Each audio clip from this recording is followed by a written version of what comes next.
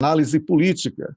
Hoje, dia 23 de janeiro de 2019, mais um programa para que a gente possa debater o que realmente importa e os acontecimentos recentes da política brasileira. Em destaque, eu apresento o programa comigo. Eu tenho Rômulus Maia, que está em Berna. Ficou estranho, né? Eu apresento o programa, deveria dar uma pausa mais longa. Comigo, tenho Rômulus Maia, que está em Berna, na capital da Suíça, e apresenta comigo Rômulus. Bom dia, Rômulus, mais um programa, hoje com desafios enormes de compreender os movimentos aí do tabuleiro da política brasileira. Bom dia, Wellington Calazans, bom dia para você que está nos acompanhando nessa manhã de quarta-feira, dia 23 já de janeiro de 2019, é o hábito, a força do hábito, é o ano que passou, mas de fato esse primeiro mês está voando, aí muita coisa acontecendo na política, tem bastante coisa para a gente comentar hoje, Wellington, fora que a gente vai ter duas participações, primeiro uma convidada, Marília Costa, que é advogada civilista, processualista, e vai falar sobre uma pegada bem diferente sobre direito do consumidor com a gente, é algo importante para a gente entender a cidadania também. E na sequência a gente tem o Paulo César Ribeiro Lima, que vem conversar com a gente mais uma vez sobre petróleo, e o tema que ele propôs hoje, Wellington, é Petrobras afronta a liminar de Lewandowski e decide privatizar a TAG e as refinarias do Nordeste e do Sul. A gente tem que sempre ficar atento a essa questão do petróleo, porque a razão principal do golpe, é evidente que há razões subsidiárias, mas a razão principal do golpe foi o petróleo brasileiro, foi o pré-sal. Paulão, na semana passada, deu uma aula aqui explicando por que esses números, né, da Venezuela e outras fronteiras petrolíferas, aí, a areia betuminosa do Canadá, tar sands, xisto betuminoso dos Estados Unidos, ele explicou por que esses números de reserva certificada, primeiro, são algo para leigo, né, para o pessoal da indústria não quer dizer muito, porque o pessoal sabe onde tem e onde não tem petróleo, e segundo, a qualidade e o custo de extração do pré-sal, que é muito mais baixo que todas essas novas grandes fronteiras descobertas do petróleo no século XXI, tanto as areias betuminosas lá que estão no Canadá, como o xisto betuminoso nos Estados Unidos, quanto também o petróleo não convencional lá da bacia do Orinoco na Venezuela. A quarta, todas essas observam que estão nas Américas, né? O eixo sai do Oriente Médio, as novas fronteiras petrolíferas estão nas Américas.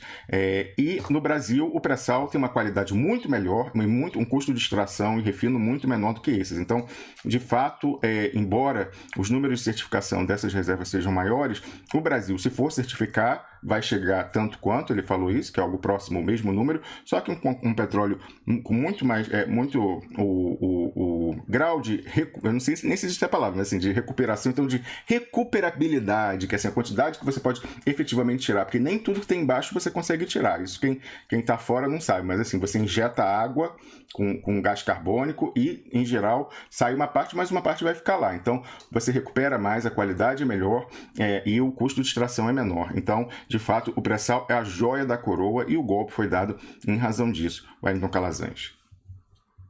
Rômulus Maia, vamos agora falar um pouco sobre política, apresentada aí já a agenda do programa, com já uma espécie de crédito extra, né, para o banner de chamada, para que você que está me assistindo possa estar ainda mais interessado em participar desse programa de hoje. A gente aproveita já no início, para quem está chegando, a gente pede que compartilhe o programa, que curta as páginas, convide amigos, que se inscreva também nos canais, é muito importante isso, para que nós possamos ampliar essa nossa corrente de resistência e a gente possa ampliar esse debate tão necessário sobre assuntos que muitas vezes são escondidos do que chamamos aí de imprensa no Brasil, tá? Eu falo do que chamamos de imprensa, porque tanto a direita como o que seria esquerda, não temos esquerda, sempre muito importante lembrar isso, o que temos visto é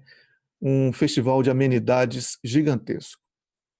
E agora com a característica extremamente delicada de propaganda. Atenção, não confunda publicidade com propaganda. Propaganda é propaganda política. É muito importante que você faça essa diferença aí. Publicidade é comercial, essas coisas aí. Tá? O português do Brasil foi consagrado que publicidade pode ser tudo, propaganda pode ser tudo. Mas quando eu falo em propaganda, eu estou pensando mais em política mesmo. tá? Pelo menos é assim na língua portuguesa que originou o idioma. Então, eu trabalho dentro dessa perspectiva, para que você possa me compreender. O que está acontecendo é que o Duplo Expresso, na segunda-feira, eu trouxe aqui, conversando com Rômulus, momentos antes da chegada da Patrícia, que o próximo passo que seria dado contra a família Bolsonaro seria a relação deles com milícia. E com milícias. Não é uma milícia, são milícias. Eu falei, inclusive, Rio e São Paulo. Falei que existia também, e obviamente, quando a pessoa lida com milícias, ela tem necessariamente, para sobreviver, que está atrelada ao tráfico de drogas. E falei, aqui eles não vão tratar dessa questão do tráfico de drogas. Porque sendo os bolsonaros como são, se eles tocassem nesse assunto, eles jogariam merda no ventilador. Eles morreriam atirando, usando aí uma gíria mais apropriada, uma gíria não, uma expressão mais apropriada para eles. Morrer atirando. Já que eles gostam tanto de tiro, né, essas coisas de arma e tal. Mas tem muita coisa perigosa nisso tudo. Tem muita coisa perigosa. Vamos analisar os fatos também tentando se colocar do outro lado. Porque é assim que a gente evita que lá na frente a gente seja vítima daquilo que a gente um dia apoiou. O PT, quando Brizola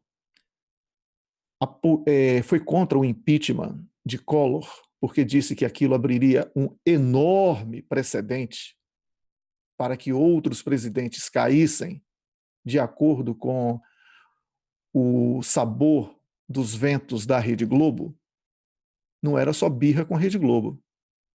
A gente viu até que ponto isso é possível. Nunca é demais Wellington, na época falaram que ele estava gaga.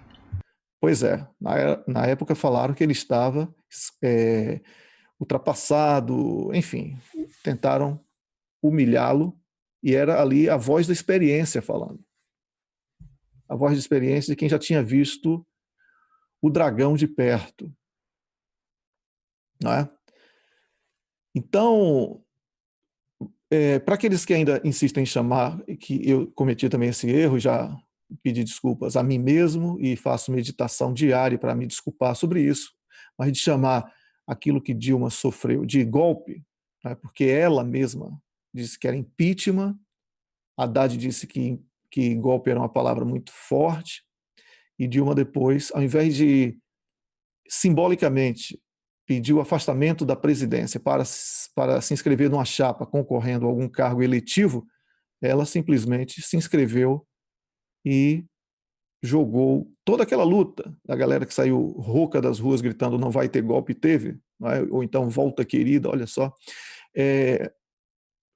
todo mundo botando o rabinho entre as pernas, porque ela mesma disse que foi tudo lindo e maravilhoso. E aquela foto dela com Lewandowski, Zé Cardoso e Aécio, a tradução, é o resumo assim, mais amplo do que eu estou falando aqui. Então, eu quero puxar esse assunto para dizer que houve mais um presidente deposto, que foi, nesse caso, Dilma. Tudo isso porque, lá atrás, não derrubaram Collor da maneira devida. Politicamente, combatendo, jogando a opinião pública contra ideias retrógradas, combatendo corrupção de verdade e etc. Fizeram a opção pelas micaretas e carnavais, com caras pintadas nas ruas e etc. Parece tudo lindo contado hoje por quem venceu. Como vai ser lindo daqui a 10, 15 anos, as pessoas lá na frente chamando Lula de ladrão, e hoje a gente sabe que ele não é ladrão, mas sabendo que foi o PT que criou essa lei que permite que ele seja preso em segunda instância, que foi um candidato que era advogado dele, o favorecido por ele não ter sido o candidato. Ô, Wellington, só uma correçãozinha. A segunda instância é jurisprudência, não é lei, mas o PT certamente criou, ajudou a criar, impulsionou uma agenda legislativa, isso é importante que a gente esclareça, porque muitas pessoas estão falando assim, mas quem faz lei é o Congresso. Não, não, não. Vá se informar, porque a ENCLA, a Estratégia Nacional de Combate à Corrupção e Lavagem de Dinheiro, foi uma agenda legislativa imposta do Executivo para as outras instituições. Era capitaneada no Ministério da Justiça, ocupado pela mensagem ao partido, pelo PT Jurídico, que queria empoderar esses poderes não eleitos, o Judiciário e o Ministério Público, em face dos poderes eleitos, do Executivo e do Congresso Nacional. Então, a lei de organizações criminosas, a lei antiterrorismo, a alteração do artigo 282 do Código de Processo Civil, que deu amplos poderes para os juízes decretarem prisão preventiva, e combinado com a delação premiada da lei de organizações criminosas, criou essa modalidade de extorsão que foi levada ao ápice pela Lava Jato. Então, de fato, há toda uma alteração legislativa e aí, lógico, empoderado, o Judiciário foi e rasgou a Constituição e fez a prisão em segunda instância, né, Wellington? Obrigado aí, Rômulo, pelo importante adendo. E eu quero dizer o seguinte, que eu não vou conseguir esgotar esse raciocínio, porque daqui a 4 minutos nós vamos ter a convidada aqui no Duplo Expresso, e depois que ela falar, eu e Rômulo vamos voltar para traçar um cenário do que está acontecendo agora dentro de visões independentes. A visão de Rômulo não necessariamente tem que ser convergente com a minha. Aqui nós estamos debatendo ideias. E você que está me assistindo, eu tenho certeza que vai poder contribuir através dos nossos chats e etc., para que nós possamos também melhorar as nossas opiniões. Wellington, antes de chegar à convidada, eu queria dar uma pincelada num outro assunto. Logicamente, a gente vai retomar isso depois, porque não vai se esgotar já minutos aí para a nossa convidada chegar, que é o seguinte. A gente está vendo a blogosfera compartilhando em júbilo o fracasso retumbante do Bolsonaro aqui do meu lado, aqui em Davos. Eu posso, logicamente, assim como eu acredito que a maior parte das pessoas que estão nos assistindo, eu tenho um prazer sádico em ver aquele fiasco, né? Aquela coisa ridícula de uma pessoa que não sabe sequer ler teleprompter e que chega com perguntas combinadas e fica lendo do cartão resposta ao que ele já combinou antes com o moderador. Só que eu queria dizer o seguinte, aqui é aquela questão da gente muitas vezes ser impopular por falar o que a pessoa precisa ouvir, não o que quer ouvir. Logicamente, nosso lado está alegre com isso. Mas veja que a cobertura da blogosfera, e as pessoas estão fazendo isso também, parte da militância, estão em júbilo compartilhando comentários de jornalistas estrangeiros, assim, isso reflete muito, Wellington, aquele viralatismo brasileiro. O Brasil é o único país que eu conheço, eu já morei em diversos, que tem aquela chamada no Jornal Nacional e também em jornais assim, veja a repercussão estrangeira de alguma coisa que se deu no Brasil, um deslizamento, corrupção, impeachment, então assim, veja a repercussão internacional. Aí assim, o Le Monde disse, o New York Times disse, a BBC disse. Nenhum país. Vê se nos Estados Unidos alguém faz isso. Veja a repercussão internacional do fechamento lá do governo americano. Ninguém faz isso.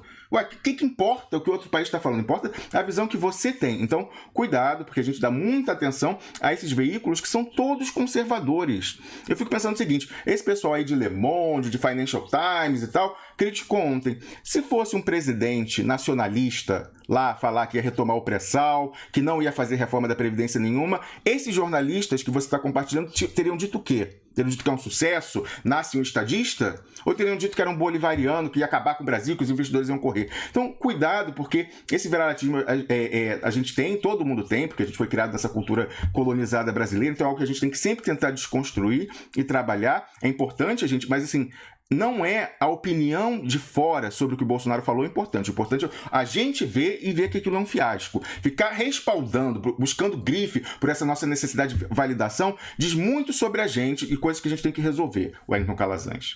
É isso aí, Rômulus. E tem um outro assunto que a gente precisa falar.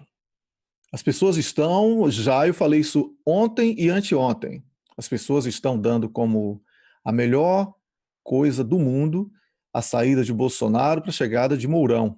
A gente precisa conversar sobre isso daqui a pouco. Eu falei aqui ia trocar 6 por meia dúzia, mas isso é porque eu sou um cara otimista. Certo? Isso é porque eu sou um cara muito otimista. As coisas podem ser muito piores do que vocês estão imaginando. Vocês podem botar as barbas de molho. Não há cenário bom para o Brasil e para o brasileiro com um ou com outro.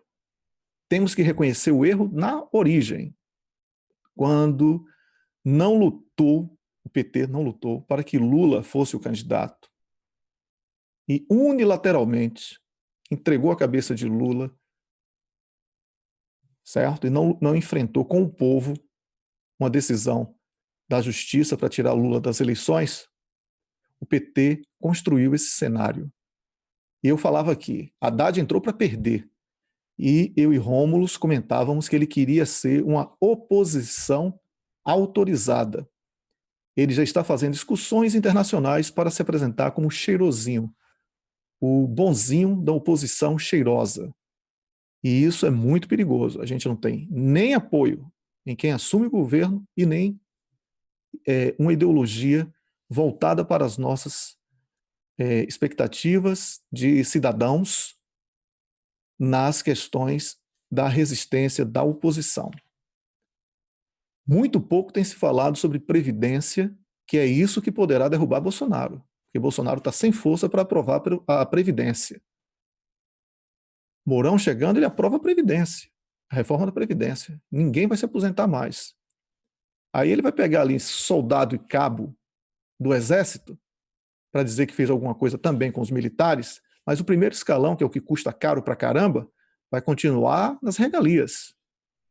Então a gente está tendo aí uma disputa de poder por regalias, todo mundo entreguista, ninguém pensando no Brasil nem no povo. Aliás, o povo nem entra na conta, por isso que eu falo povo, povo, povo, é povo, povo, povo, porque democracia é povo e acabou a história.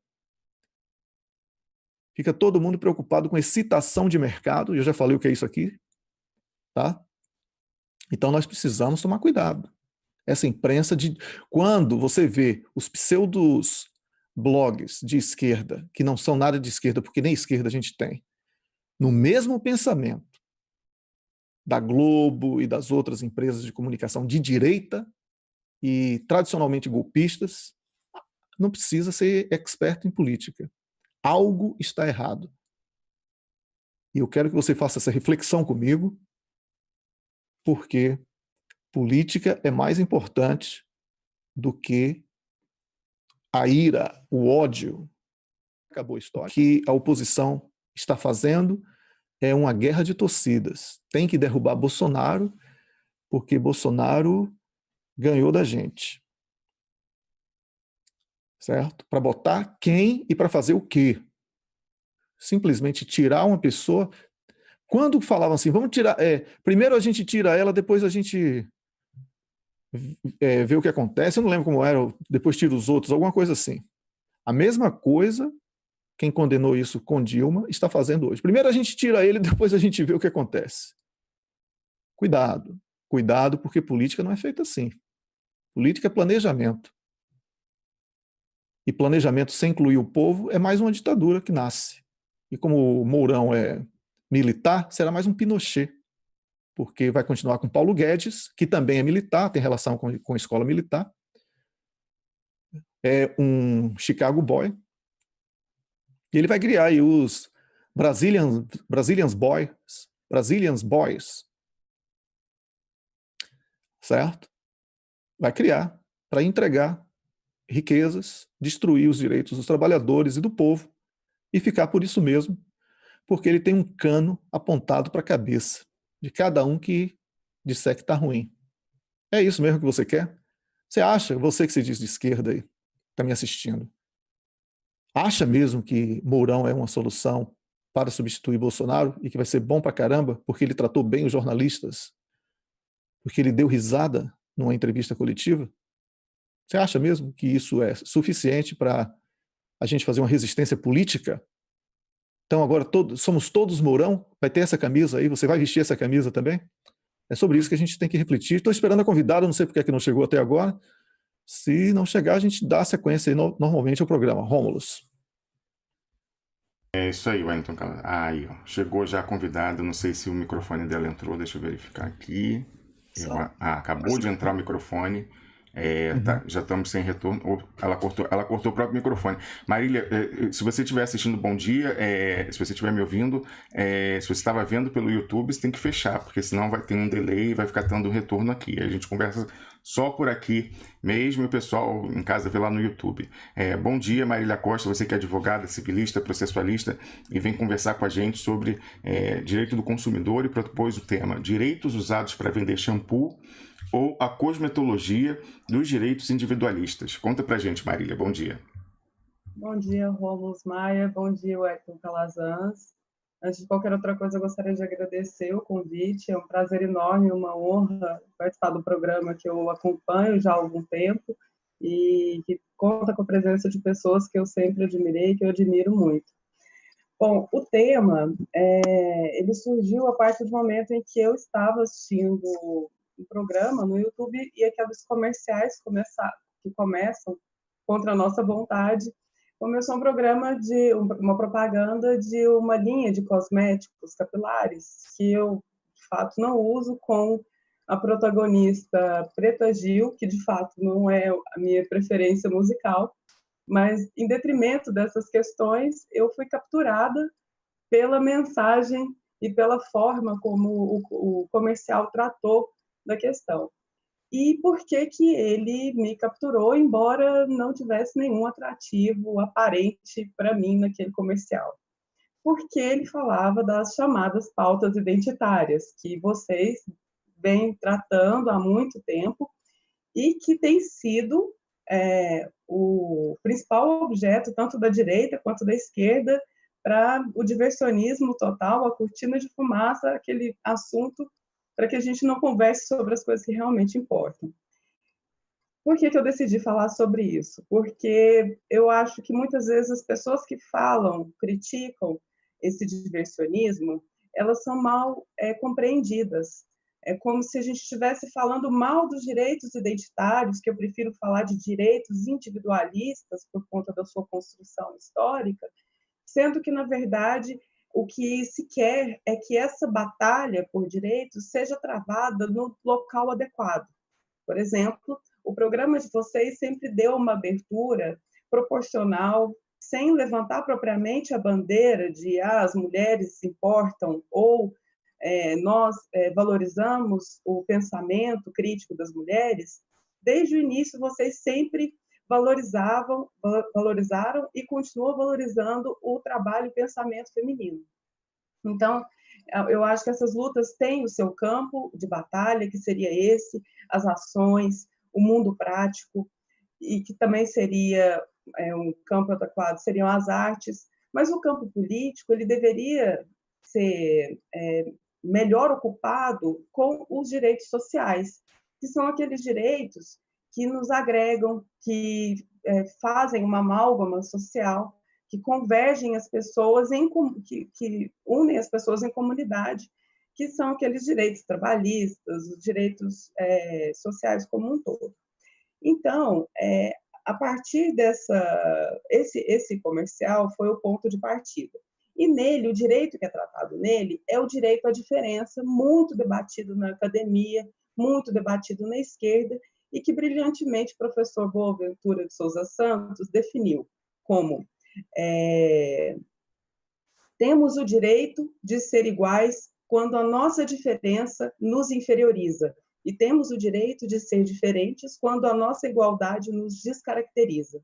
Daí a necessidade de uma igualdade que reconheça as diferenças e de uma diferença que não produza, alimente ou reproduza as desigualdades.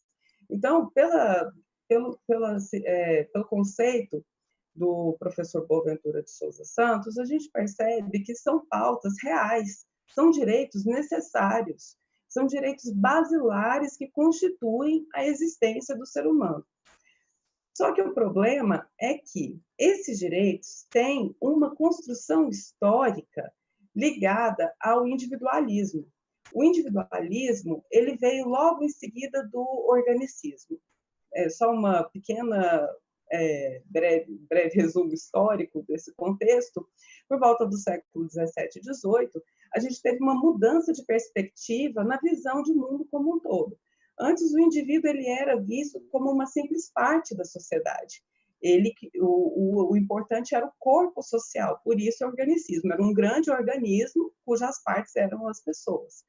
E, nesse momento, o indivíduo sozinho não tinha pouco ou nenhum valor. Ele servia apenas como um pilarzinho, uma célulazinha que compõe o organismo total. Com a inversão dessa perspectiva, o indivíduo começou a ganhar importância por si mesmo. E essa é a base do individualismo, que foi importante. Historicamente, nós só temos a nossa construção social, nós temos a democracia que temos, o Estado de Direito que temos, em função desse direito individualista. Só que ele também, assim como serviu de base para o Estado de Direito e para a democracia, ele também serviu de base para o capitalismo e para o liberalismo, para o laissez-faire, laissez-passer. Cada um tem que ser um empresário de si mesmo. O indivíduo, com a sua própria força de vontade, ele é autônomo, ele não precisa mais de ninguém. E recentemente, no programa, vocês vêm debatendo essa questão, por exemplo, quando o Eduardo Sama e o Eduardo Moreira falavam justamente disso, da questão da solidariedade, da identificação do povo com ele mesmo, o fato de o Estado não estar separado do povo, porque são a mesma coisa, o Estado e o povo são a mesma coisa. Então, esse individualismo moderno, que ao mesmo tempo serviu como base para os direitos humanos e para o mínimo existencial de dignidade de pessoa humana, ele serviu para que o indivíduo fosse separado do Estado e separado da sua coletividade. Então, o que é necessário nesse momento, nessa conjuntura, é que a gente faça um resgate dessa coletividade, desse senso de coletividade por meio dos direitos sociais. Porque antes nós éramos operários e depois trabalhadores que eram protegidos por direitos sociais contra a exploração da mão de obra pelo capitalista. Hoje nós somos indivíduos, CNPJs, nós somos empresários de nós mesmos, pequenos empresários, colaboradores terceirizados, como foi a fala da Patrícia Balquer, brilhante na segunda-feira, e nós não temos mais um tecido social que nos proteja, porque a gente não identifica no outro uma parte de nós mesmos e a gente não se identifica como nação, como um povo e como detentores reais do poder do Estado. Marília, bom dia, bem-vinda ao Duplo Expresso. Eu gostaria de saber, então, dentro dessa sua perspectiva, se o fato das pessoas estarem ocupadas com determinadas bandeiras, que a gente chama aqui de bandeiras identitárias, e em detrimento das prioritárias, que são aí esse tecido social, proteção social, garantias trabalhistas e etc., o próprio empresariado, vamos dizer assim, o capitalismo, como você citou, né, o capital, como muitos citam, estaria se apropriando delas para conduzir essas pessoas para um debate que não fosse realmente importante. Exatamente, Wellington. No texto que eu enviei para vocês, para o site, eu cito Noam Chomsky, no documentário dele que está disponível no Netflix, que ele fala dos 10 princípios de acumulação de riqueza e capital. E dentre eles está a quebra da solidariedade social. O que é solidariedade social? É o fato de a gente se importar se a velhinha, se a idosa do outro lado da quadra, ela tem do nosso bairro, se ela tem almoço e janta.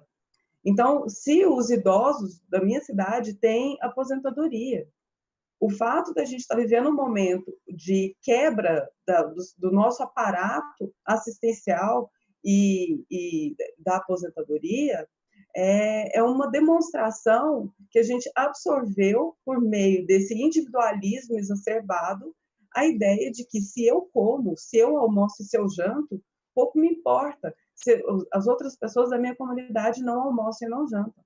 Porque eu trabalhei, eu consegui o meu salário e essas pessoas não conseguiram porque não se esforçaram o suficiente. Esse é um mecanismo que tanto o Estado, dominado por essas forças do capital, ele permeia a ideia, o consciente coletivo, o inconsciente coletivo, de modo que as pessoas passam a acreditar nessas ideias. E o que eu trabalho no texto é a ideia de que a gente é consumidor não só quando a gente tira o dinheiro do bolso para comprar um produto ou pagar por um serviço. Nós somos consumidores quando a gente compra uma ideia, porque essa ideia está aí porque o mercado assim quis.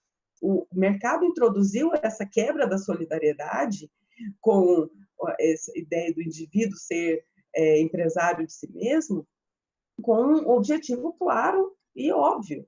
Então, a gente, quando consome ideias que o mercado quer que a gente compre. Por isso que essa propaganda foi muito interessante, porque essa linha de cosméticos, eu não expliquei muito bem o comercial, ele passa a ideia de uma mulher contemporânea, uma mulher autônoma, uma mulher decidida, ousada. Se ela quiser raspar a cabeça, ela raspa. Se ela quiser usar o cabelo natural, ela usa.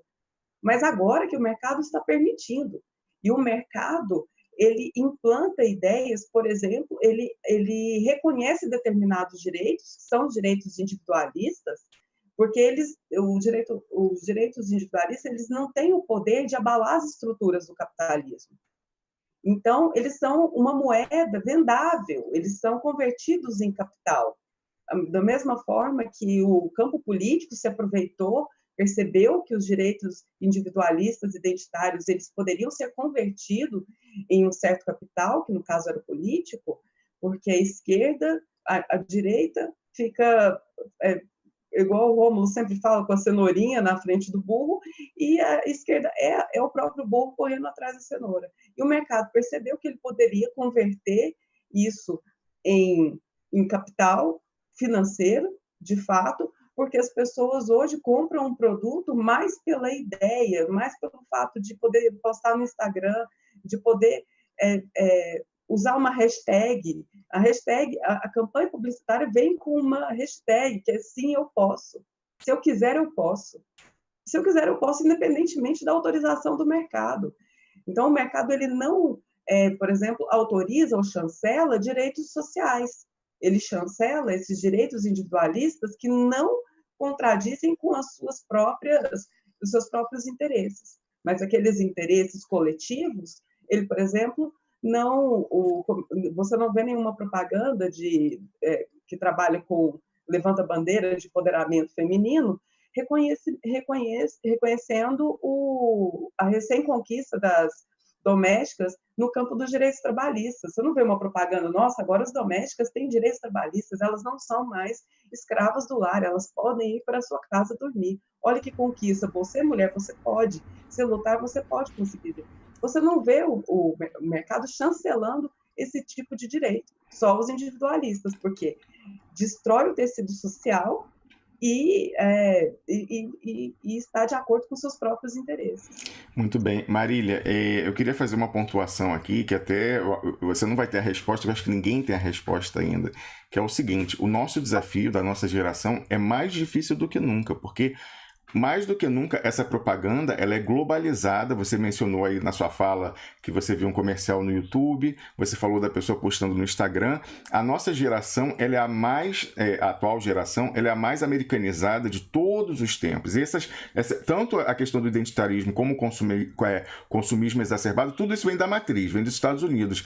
Essa geração, eu já dei aqui como exemplo, que gírias americanas estão sendo usadas em português que é sem tradução. Então você não fala mais que você tem uma paquera, uma pessoa que você quer é afim. Você fala que você tem um crush. Se é um sucesso, você fala que é um hit. Se é um fracasso, você fala que é um flop. E isso são pequenos sinais que você vê como eles estão vendo diretamente os youtubers da matriz, reproduzindo essa cultura, com as mesmas expressões, as mesmas coisas.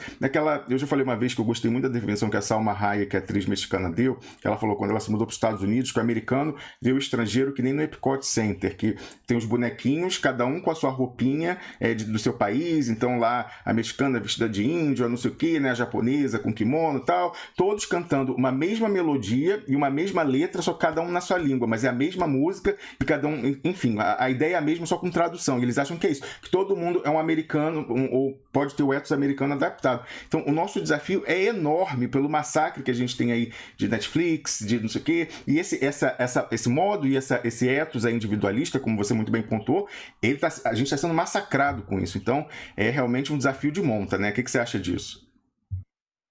Rômulo, o que você disse é perfeito. Eu sou um pouco de uma geração um pouquinho mais velha do que minha filha, por exemplo, que tem 19 anos, e ela usa todas essas gírias, e eu aprendo essas gírias cotidianamente com ela. E em reuniões de amigos aqui em casa, eu sou a única pessoa que coloca música brasileira para ouvir. Então, a gente tem essa dificuldade de romper essa barreira, de mostrar para a próxima geração que não é um nacionalismo patriótico, como o que a gente combatia na nossa adolescência, é um resgate de cidadania, escolher o que eu consumo, inclusive produtos nacionais, para valorizar a minha própria cultura. E a nossa batalha, ela é muito grande, não só nesse sentido, para poder escolher o que a gente vai consumir, inclusive cultura, ideia e todas essas coisas, mas no ponto político em que a gente se encontra, abrir mão dessas pautas identitárias e individualistas é uma estratégia de guerra, como sempre diz o Ayrton Calazans. A gente precisa de estratégias de guerra nesse momento. E a melhor estratégia de guerra é abrir mão de levantar a bandeira, não deixar de lutar jamais, mas abrir mão de levantar a bandeira como estandarte político. Essas questões precisam ser tratadas continuamente, porque são os primeiros direitos a serem derrubados, principalmente os das mulheres. Só que a gente precisa trabalhar no campo prático e artístico. O campo político, ele deve ser deixado para a trincheira de batalha dos direitos sociais, para refazer um tecido social que no Brasil sempre foi fraquíssimo, mas muito tênue, mas a gente teve o movimento que formou o PT, os movimentos de base, de chão de fábrica. A gente precisa resgatar esse tipo de luta social, identificação social, a ideia de pertencimento, para que a gente, e você vê que tudo está conectado, a ideia de cultura, de consumo, anti-americanismo, uma revalorização do brasileiro, um reencontro com uma identidade nacional que talvez nunca tenha existido, talvez seja um papel que a gente tenha que cumprir agora, uma construção de uma identidade nacional, para que a gente tenha essa solidariedade social, o resgate, para que a gente possa ter o Estado para a gente novamente, porque ele é nossa propriedade. Marília, muito obrigado por ter vindo aqui ao Duplo Expresso, obrigado pela sua participação e estamos realmente gratos, espero que o público tenha gostado também, e acredito que sim, e é uma honra também para o Duplo Expresso receber as informações que você trouxe aqui para a gente. Muito obrigado e tudo de bom para você. Obrigada, gente, foi um prazer enorme, estou aqui à disposição. Um abraço. Grande abraço, conversamos aqui com a advogada Marília Costa, aqui no Duplo Expresso, e a gente está de volta para conversar sobre política. Eu e Rômulo temos aqui muito o que falar antes da chegada do Paulão, apesar de Wellington, rapidinho, deixa eu só dar uma dica cultural para as pessoas. Conversando com a Marília, eu lembrei disso, um documentário que eu assisti, por coincidência, essa semana, eu vou mostrar aqui no Netflix, olha só, tá falando do massacre que a gente sofre dessas mídias. É esse documentário aqui, ó, escreve Fire, né, fogo em inglês, mas com Y, que é a maior festa, né, a melhor festa que nunca aconteceu. É muito interessante para a gente entender como se dão esse fenômeno do consumismo nessa era das redes sociais, como você cria uma propaganda, uma coisa fake apenas por fazer o que eles chamam de buzz, né, o boca a boca, aquela coisa, zoom, zoom, zoom e tal. Você consegue criar até uma coisa que não existe. Essa festa era um fantasma total, e eles conseguiram vender, e gente pagando um dinheiro fabuloso, crianças ricas para ir nesse negócio, e a coisa sequer existir. Então é muito interessante para você entender como nessa era de redes sociais você consegue construir fenômenos de consumo. Eu acho que é uma boa ilustração ou um dever de casa depois dessa fala que a gente acabou de ouvir da Marília Costa, Wellington Calazans. Tá bom, Rômulo Maia, você vai competir com o Haddad aí na programação do Netflix, hein? Atenção. Pois é, nós temos que falar um pouco aqui rapidamente. Eu tenho 3 minutos, você 3 minutos para a gente chamar o Paulão na hora certa, tá bom? Então, eu vou falar em 3 minutos o seguinte, que essa construção do pensamento de derrubada do Bolsonaro, ela tem traços semelhantes com a construção de derrubada do PT. Quando começaram a divulgar de uma maneira extremamente agressiva nos jornais, na imprensa como um todo, revistas e etc., perdão, sobre a morte de Celso Daniel, anos depois surgiu a possibilidade de ter sido Lula o mandante disso. Vocês recordam isso? A mesma coisa está acontecendo agora com Marielle, que vai completar 1 ano de morta em março.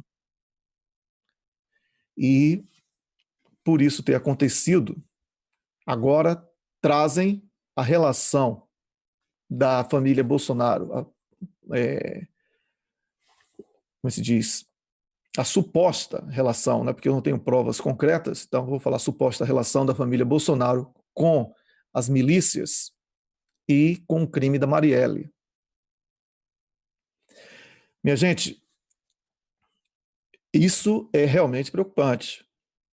Se houver a relação da família Bolsonaro com as milícias, eles precisam ser punidos dentro do que está previsto pela lei.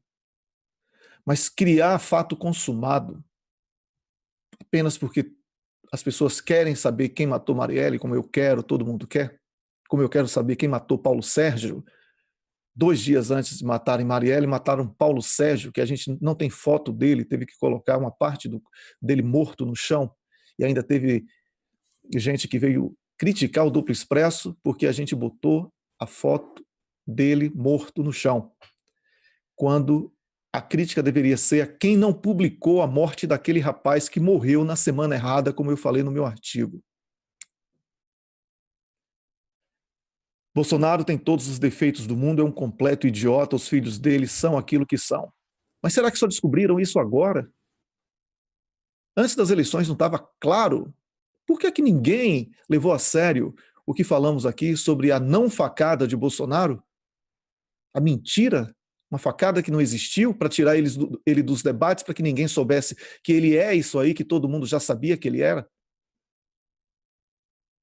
E agora, esquerda, que não existe, que se apresenta como esquerda, fazendo campanha para a chegada de Mourão, para a Globo está gostando desse novo cenário que ela está traçando. Se a Globo está dizendo que é boa, minha gente, acorda, é ruim para a gente. Tudo que é bom para a Globo é ruim para você que está me assistindo. É ruim para o Brasil. Estourei meu tempo, Rômulo, desculpe. Eu volto depois do Paulão. Vamos lá, Wellington. Essa questão é muito complexa, né? Aqui, você, na primeira parte do programa, resgatou o exemplo do Collor, e a gente tem que fazer uma meia-culpa. Nós, coletivamente, aí, base de esquerda, a gente entrou na cara pintada, lembra disso? Eu era criança, Wellington, tinha 8 anos, pintaram lá na escola em São Paulo, morava em São Paulo, né? Pintaram o verde e amarelo, eu fiquei lá no recreio, verde e amarelo, fui para casa pintado de verde e amarelo. Pois é, e depois a gente viu. Eu não entrei, já estava arrependido por ter não votado em Brizola, já estava arrependido. Quando ele falou isso não é bom, eu passei a refletir sobre o que o Brizola falou. Então não entrei nesse negócio de pintar a carinha.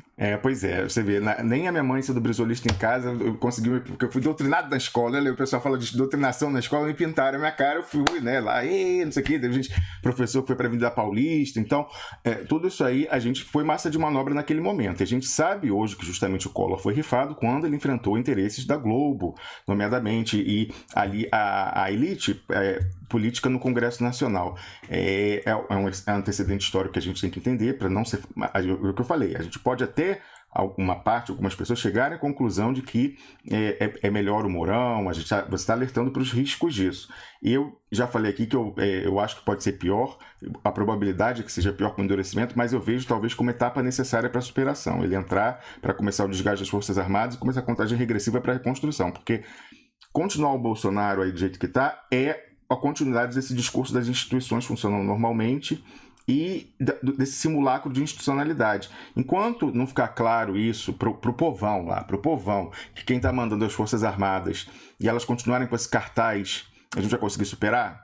Ou eles vão continuar lá só mandando os telefonemas clandestinos para lideranças das instituições, do Senado, da Câmara, para dizer o que tem que fazer, mas sem se expor e sem pegar o ônus das medidas impopulares. Então, eu vejo por essa perspectiva. Talvez o Mourão seja ruim, mas seja uma etapa necessária. Se acontecer como aconteceu no regime de 64, que entrou neoliberal em 64, a partir de 68 foi se tornando nacionalista e até chegar ao ápice com Geisel, acontecer isso é ótimo, mas não é o mais provável. O mais provável é que seja um sistema Pinochet ou argentino, daquela coisa do entreguismo com a autocracia e ditadura. Agora, a gente não pode servir de massa de manobra, de maneira nenhuma. A gente tem que fazer decisões informadas. Nesse caso daí, eu acho que eu ficaria observando. Eu não vou nem me manifestar pela defesa do Bolsonaro, dizer que convém que ele continue, nem defender a queda dele. Eu acho que a gente tem que observar, não se comprometer com nenhum desses lados, mas observando que também a quem interessa um Bolsonaro exangue no poder por 4 anos. Ele vai fazer concessões para essa esquerda, que não é esquerda, para começar, e que está fraquíssima no Congresso Nacional? Não. Ele vai fazer concessões para a finança, como já está anunciando. Ele vai fazer concessões para as raposas do Congresso de direita, as do golpe, as que votaram golpe, que votaram reforma trabalhista, que votaram. Então, assim, todos os interesses. Ele ficando refém da Globo, tudo isso. Tem que ver. Uma pessoa muito débil, não é para a gente que ele vai fazer concessões. Você vê que o Temer era impopular e estava débil lá com a justiça no cangote e foi passando tudo. Enfim, eu acho que essa quem questão... falou que vai fazer exatamente o que Bolsonaro está anunciando de forma piorada foi o Mourão, com um detalhe. Ele disse que vai ferir causas pétreas. Eu sei, Wellington, mas isso é ditadura, Rômulo. Isso é ditadura. Deixa eu não te interrompi. Deixa eu falar. Não, mas são 3 minutos. Eu sei, mas é a minha opinião. É a minha opinião. Certo. Eu tô falando, eu acho que, eu falei, ele pode fazer isso? Pode. Primeiro que ele não é indivíduo. Ele está ali representando uma junta militar. Eu falei, o mais provável é que ele continue fazendo as mesmas coisas, mas quem disse que o Bolsonaro não vai fazer isso? O Bolsonaro está fazendo, inclusive, porque ele está fraco e ele precisa do apoio dessas pessoas. Agora, a gente tem que ver que a diferença entre um presidente forte, ele vai tocar e o outro... Mas, assim, as forças que estão dando sustentação ao Bolsonaro são as mesmas do Mourão. Então, assim, é um imponderável entrar lá e acontecer uma mudança? É um imponderável. E é o mais provável? Não é o mais provável. Mas o Bolsonaro fraco aí 4 anos tampouco interessa a gente, porque ele vai entregar o serviço do mesmo jeito.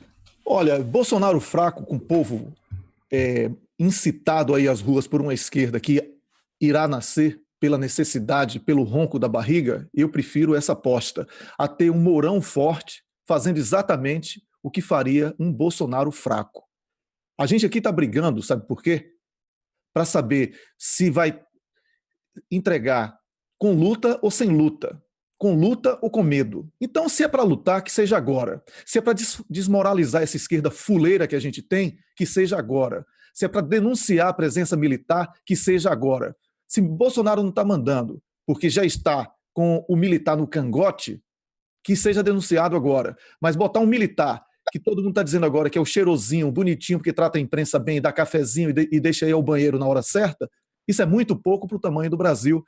E a gente vai continuar essa conversa depois do Paulão, que tem 20 minutos aqui numa conversa com a gente, nosso querido Paulo César Ribeiro Lima, nacionalista de verdade. Eu queria Paulão presidente da República, aí eu iria dormir despreocupado, não precisaria mais apresentar duplo expresso nem nada, porque saberia com certeza que teríamos um nacionalista, porque o que está faltando no Brasil é nacionalismo. A briga é pelo poder para saber quem vai dar aos Estados Unidos.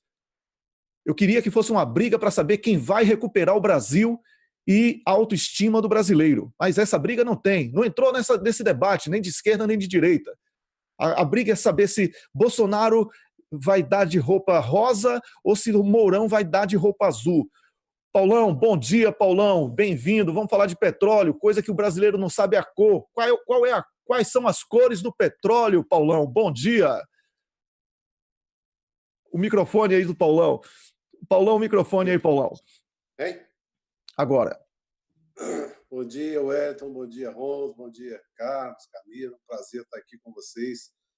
Bom dia aí, o pessoal que está acompanhando a gente, né? Então, hoje nós vamos falar aqui um pouquinho sobre uma decisão da Petrobras que é uma afronta, assim, grosseira a uma decisão do ministro do Supremo Tribunal Federal, Ricardo Lewandowski. E o que eu acho mais interessante nesse país, né, é que essa afronta grosseira não é sequer noticiada. É como se a imprensa do Brasil não tivesse conhecimento dessa afronta. mas ela tem, só que ela não publica.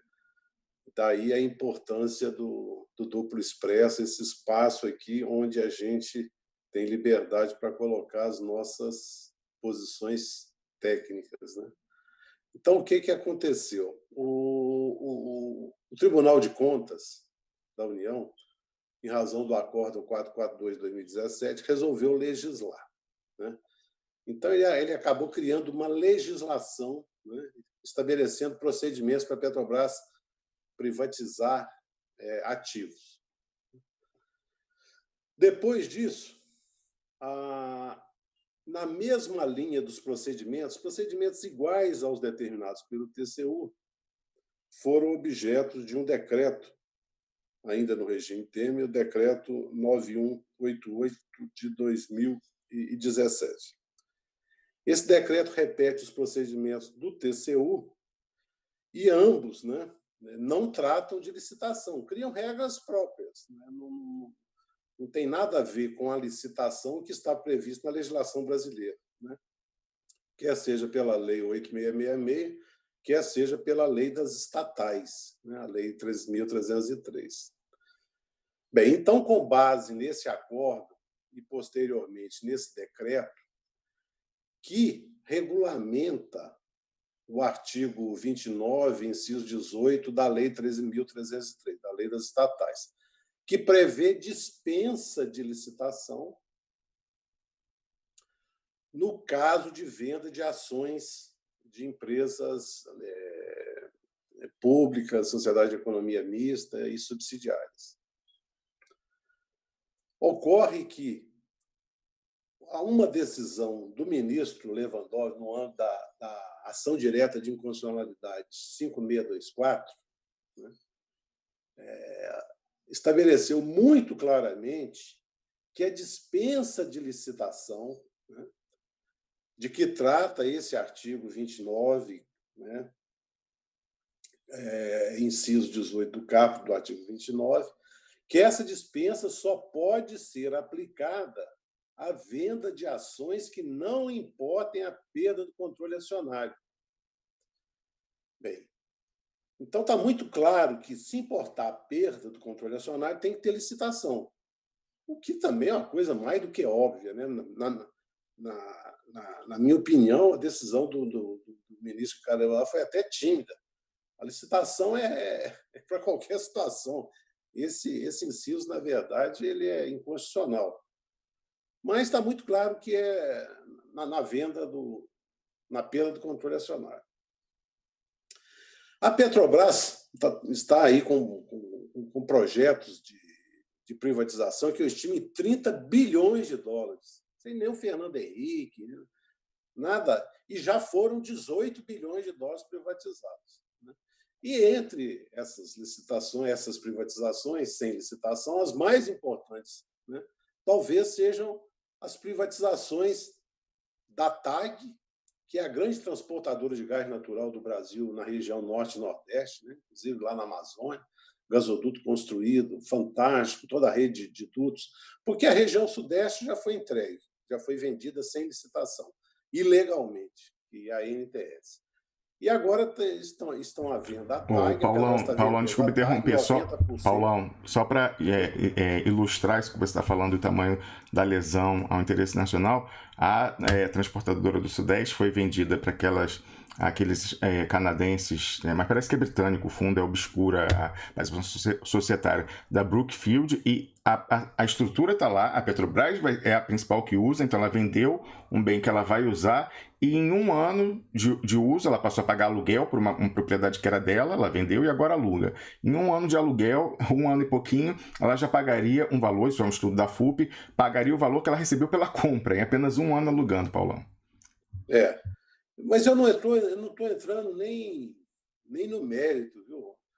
Porque aqui tem umas coisas que são meio estranhas, né? A Petrobras também recebe, porque quem opera é a própria Petrobras, então o fundo tem que pagar a Petrobras pelo serviço que ela presta.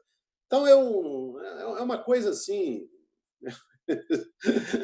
Mas o fato é que foi ilegalmente privatizado, ilegalmente, estão em curso 4 privatizações, né, que tinham sido suspensas pela própria Petrobras.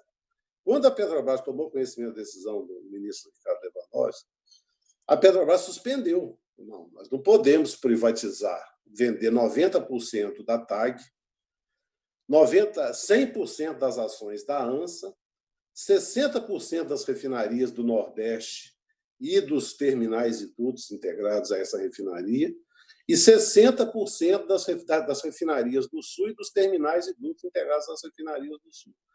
Então, nós estamos tratando aqui de um patrimônio gigantesco, né, que são as refinarias da Petrobras na região Nordeste, os dutos e os terminais, as refinarias no Sul, né, os dutos e os terminais, toda a rede de gasodutos da região Norte e Nordeste, e ainda tem a ANSA, que é uma fábrica de fertilizantes, né, da Petrobras, que produz fertilizantes nitrogenados a partir de um resíduo lá da Repar, que é a refinaria do Paraná, que também está sendo privatizada. Então, nós estamos falando aqui de ativos que é até difícil a gente dar preço. Eu estimei aqui o conjunto de ativos aí da ordem de 30 bilhões de dólares. Então, nós estamos vivendo uma situação no Brasil que é surreal, né? Que é a privatização sem licitação, nem leilão se faz. Não se faz nem não se faz, se privatiza sem licitação. Então, o ministro Ricardo Lewandowski, apesar de considerar tímida a decisão dele, ele falou: não, mas quando perder controle acionário, tem que ter licitação. Pois a Petrobras, né, no dia... Vamos ver aqui o dia... No dia 17 de janeiro de 2019, já no governo Bolsonaro, já com o nosso ministro Almirante Bento, né, a Petrobras divulga que, em continuidade ao fato relevante, lá de 3 de julho de 2018, que ela tinha, onde essas privatizações suspensas, ela informa que sua diretoria executiva decidiu retomar os processos competitivos para essas vendas. E informa ainda, né, que a AGU, né, emitiu parecer que conclui que a Petrobras atende aos requisitos, né, formulados no âmbito dessa ADI, que, já que detém autorização legislativa, isso aí até pode ser questionado, mas é razoável imaginar que há autorização legislativa. Mas, né, fala também que atende o procedimento do Decreto 9188. O Decreto 9188 regulamenta um artigo de dispensa de licitação. E o Lewandowski fala que, para a privatização, tem que ter licitação. Então, é uma afronta assim, grosseira. Então, nós estamos chegando numa situação no país que nós estamos numa situação surreal, né? Uma afronta grosseira. A própria Petrobras, né? Eu, que tenho muito orgulho da Petrobras, já trabalhei na Petrobras, né? Eu nunca imaginei que a Petrobras chegasse a esse ponto de cometer erros, né? Cometer afrontas, não digo nem erro, afrontas tão grosseiras a uma decisão de um ministro do Supremo Tribunal Federal, né? Então, o que a gente espera, né, é que haja uma mobilização aí da sociedade. Eu tenho conversado aí com o escritório Garcês aí, né? Temos advogados lá, então tem até uma reunião hoje para a gente definir aí o que fazer. Eu não tenho formação jurídica, mas conheço um pouco aí essa legislação, né? Então, vamos discutir aí o que é que a gente pode fazer, né? Mas só para listar aqui a gravidade da situação, né? Não são só essas 4 privatizações, não. Tem a privatização da unidade de fertilizantes 3, que está em construção, tem 3 vendas de empresas no exterior, tem 25 privatizações de blocos e campos de petróleo, né? Inclusive o Polo Enxova, Polo Pampa, Polo Pá. Eu que trabalhei tanto lá em Enxova, na construção da plataforma, né? E campos terrestres, e a Petrobras, a Petrobras e o TCU simplesmente ignoram a própria Lei 9491, que trata de desestatização, que trata de privatização, que está em vigor, mas ela simplesmente não existe, nem para o TCU, nem para a Petrobras. Ô, Paulão, só Então, fazer. Você lembrou aí essa que é a nossa... você lembrou aí uma ligação sentimental, afetiva com o projeto assim que você trabalhou. Aí tem que dizer também, quando eu era novinho, 22 anos, estagiário, 21, 22 anos em grandes escritórios de advocacia, no grande escritório de advocacia no Brasil, eu trabalhei também esses que vão ser vendidos, você falou da TAG, então, que era na época se chamava Projeto Malhas, Malhas do Sudeste, Malhas do Nordeste, e o Gazene, que era o gasoduto que ligava os dois. Então, assim, ganhando, não era nem um salário, era miséria, eu estava lá para aprender e fazer as coisas, mas aquele me dava um enorme orgulho, principalmente o Gazene, porque era um projeto, naquela época o Brasil estava bombando, com Lula na presidência, era da Petrobras, com financiamento do BNDES, aquilo que assim, é tudo certo, tudo que a gente queria ver acontecendo, mas agora a gente vê a desconstrução de tudo aquilo que a gente colocou nosso grãozinho de areia ali para ajudar a construir, né, Paulão? Mas depois o Gazene acabou mudando também, né? Foi feito sem licitação. A Petrobras também, né? Na própria construção do Gazene, tivemos muitos problemas, mas acabou sendo, né, tendo recursos, né, do Banco, né, de Desenvolvimento da China, né? Mas é uma obra, estava lá, é uma obra importantíssima que interligou, né, a região Sudeste, a região Norte e Nordeste, e o Gazene faz parte da TAG.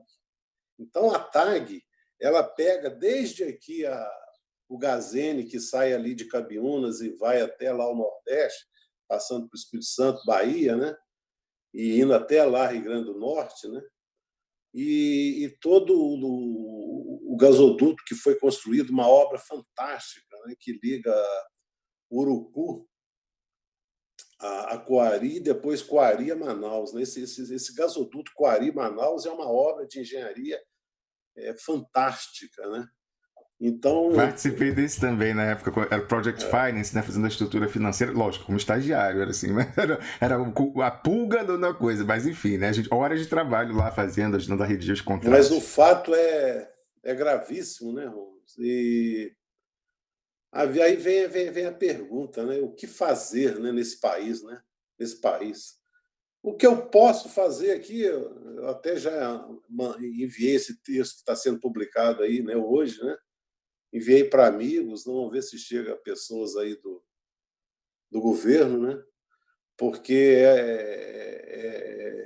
é um assinte, né? É um assinte. Ô, Paulão, eu tive uma ideia que agora me ocorreu, de repente a gente tentar fazer que nem a Marília Safatorelli fez, uma notificação extrajudicial ao senhor excelentíssimo ministro de Minas e Energia, almirante de esquadra, Bento, para ver se ele agora, que é o, né, ministro de Minas e Energia, que é um discípulo do almirante Othon, era responsável pelo programa nuclear brasileiro, então a gente imagina que seja um patriota, um nacionalista. De repente, vamos ver se a gente consegue fazer com esse escritório que você está falando uma notificação extrajudicial, um cartório para mandar para ele ter ciência, pelo menos, né, do que está ocorrendo, com a qualidade do relato que você está fazendo, de natureza estritamente técnica. E dá uma notícia também, eu estou escrevendo um livro aí em inglês, né, sobre a questão do refino, né? Estou com esperança aí, né? E pedir até ajuda a vocês aí. O livro em inglês tem essa vantagem de poder ser divulgado aí na Europa, né?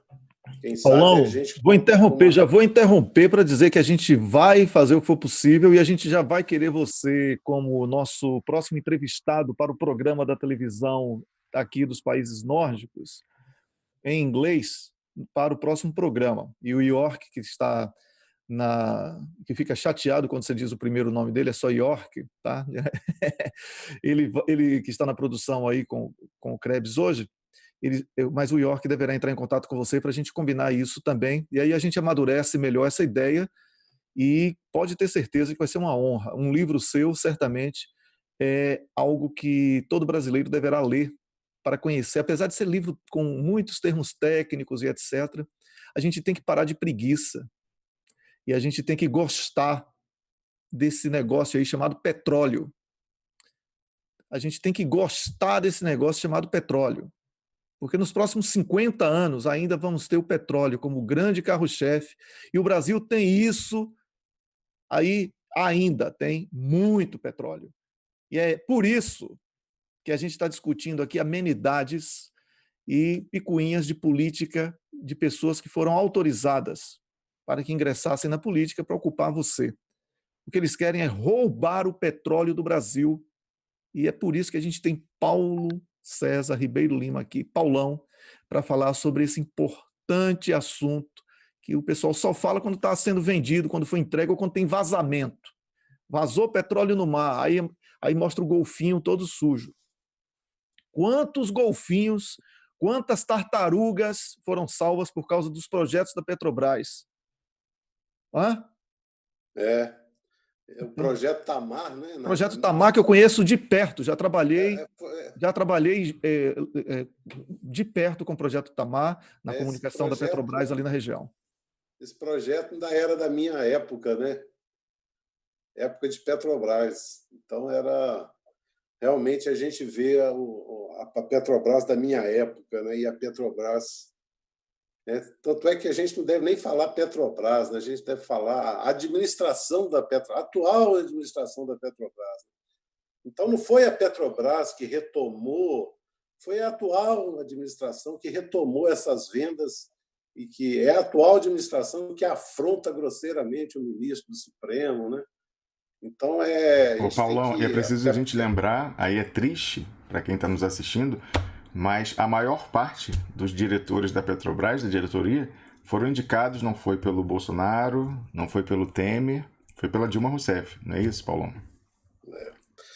Inclusive, a atual diretora de Refino, né, foi indicada pela própria Graça para ser a gerente executiva de Libra, né? Depois assumiu essa concepção dessas privatizações todas na gerência executiva de desinvestimento, e como prêmio pelas privatizações tornou-se agora diretora, né? Que é a senhora Anelise Quintão Lara, né? Então a gente fica realmente muito triste ver esse país nessa situação. Mas vamos continuar, né? Paulão, já tem o nome do livro? Olha, o nome, por enquanto, está a importância do refino para a Petrobras e para o Brasil, né? Uhum. Por enquanto está com esse título, né? Não é um título muito... Mas... Não, tá muito tese de mestrado. Bora pensar numa coisa mais comercial para ver se o povo toma mais gosto. Vamos botar assim, parece uma coisa, não é? O Brasil refinado. Vamos pensar depois nisso aí, tá bom? Vamos pensar numa coisa mais popular. Eu vou lhe ajudar com isso, tá bom? Esse aí realmente não é meu forte, viu? Não, pode contar comigo, com o Carlos Krebs, com o Romo, com a Camila, aí que a gente tem aí um pouco de criatividade ainda, né? Para poder ajudar. Um grande abraço para você, Paulão. Obrigado por hoje. Prazer ter você aqui com a gente sempre. O prazer é meu, viu, Romulo? Prazer estar com vocês aí, com todos aí, viu? Pois é. Muito obrigado aí pela oportunidade e vamos trabalhar juntos aí. Tá bom. Combine aí com o York, tá? Para a gente ver a gravação do programa da próxima semana e também essa questão do livro para a gente poder dar todo o apoio que for necessário. Tá ótimo. Tá. Um grande abraço, viu? Ok, felicidades para você. Um grande abraço. Conversamos aqui com o nosso comentarista de assuntos de Minas e Energia, ele que é uma das maiores autoridades de Minas e Energia da América Latina, Paulo César Ribeiro Lima, Paulão, que essa boa notícia aí, hein, Rômulos, de ter um livro em inglês para explicar essa questão do refino no Brasil. Olha, o Brasil que, como já em várias conversas aqui com especialistas, comentaristas, convidados e etc., nós sabemos que abandonou a questão da ferrovia, o preço do combustível é uma questão indispensável para que a nossa economia possa ser inclusiva. Então, caminhoneiro que se respeite deve fazer greve toda vez que um governo abrir a boca para falar em fechar refinaria. Fechar a refinaria significa importar produtos mais caros. Então, vamos lutar. Você que está me assistindo, lutar por refinaria é a sua luta. Essa é a grande luta. Essa é a grande luta desse momento, que a gente precisa ter aí como uma das principais bandeiras nossas. Não é, Rômulo? Temos que elencar as bandeiras que importam, para a gente esquecer as amenidades. É isso aí, Wellington.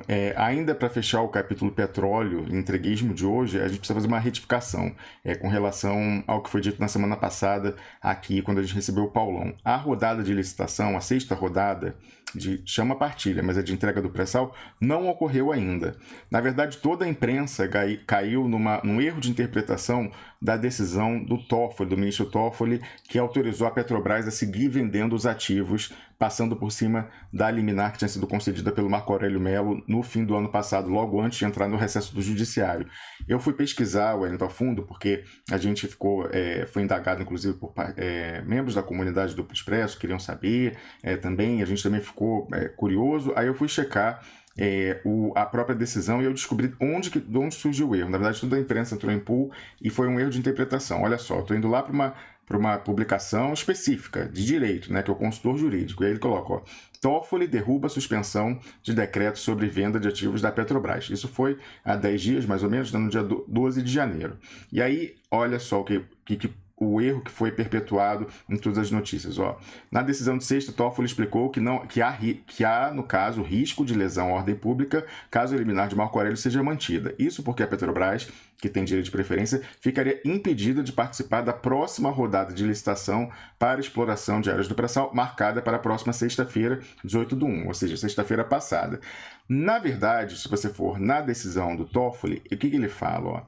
Ele fala que ele indeferiu o recurso e falou que até o dia 18/1, a Petrobras teria que exercer o direito de preferência, que é aquilo que foi lá, Wellington, naquele acordo que a Dilma fez com o Jucá, lembra que a Petrobras tem que desistir, aquela questão lá, a emenda José Serra, ou seja, coisa que não presta. Então, falou, a Petrobras antes ela tem que se manifestar, eu quero esse campo, não quero esse campo.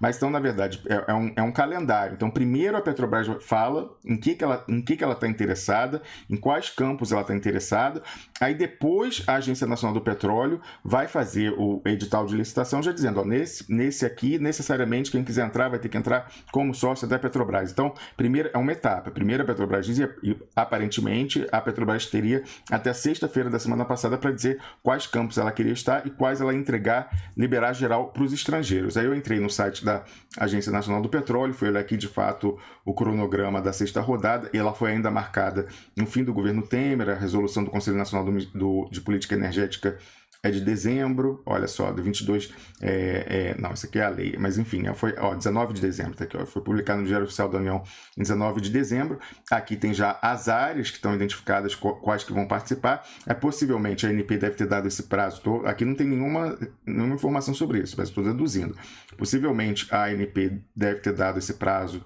até 18 de janeiro para a Petrobras se manifestar, e aí foi o que o Toffoli usou para dizer que ela poderia sair vendendo a torta direito, entregando ativos para poder participar dessa licitação. Só que o importante é que essa é uma fake news do Toffoli, uma coisa não tem nada a ver com a outra, porque ele fala que ela precisa saber, então ela precisa voltar a vender coisas, vender refinaria, vender tudo aí que você imaginar, para saber se ela vai querer ficar com o bloco ou não do pré-sal, assim, totalmente fake news, né?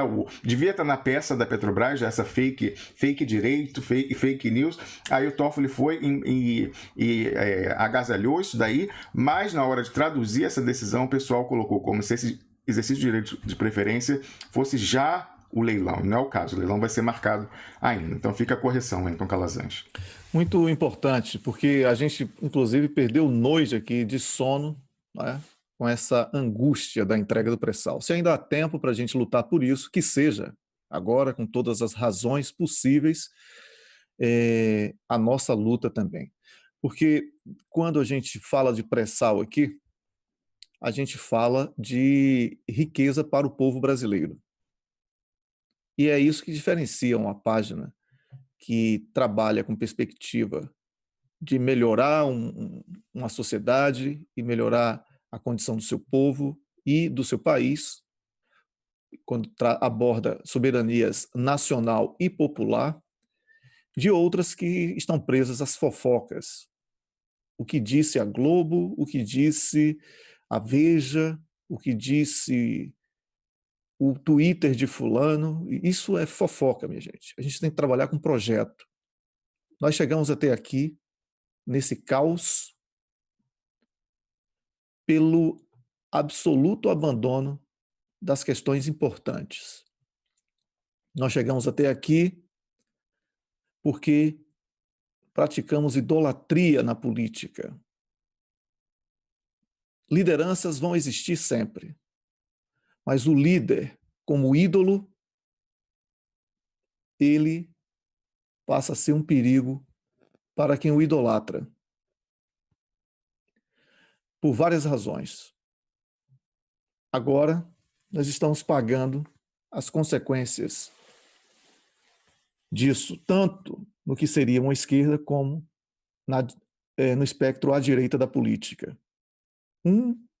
Que era Lula, idolatrado, foi cercado de puxa-saco, se deixou levar pela vaidade e cometeu erros gritantes na nomeação do STF, na sucessão presidencial, colocando uma pessoa totalmente despreparada para o cargo e que promoveu terra arrasada nas leis brasileiras, na entrega do pré-sal em acordo com o Jucá, como o Rômulo lembrou aqui.